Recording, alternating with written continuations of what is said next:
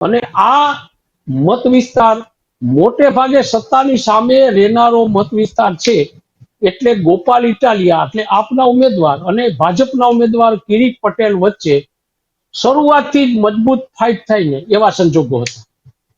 હવે તમે કીધું એમ ગોપાલભાઈ તો શરૂઆતથી જ અને 3 મહિનાથી આવીને ત્યાં અડિંગો જમાવીને એક એક ગામમાં ચોરા બેઠકો કરીને ખાટલા બેઠકો કરીને શરૂઆતથી જ એનું મજબૂત વાતાવરણ જમાવી દીધું હતું. એમાં આપ નિધિબેન સાચા છો કે પહેલો તબક્કો તો ગોપાલ ઇટાલિયાએ જીતી જ લીધો હતો.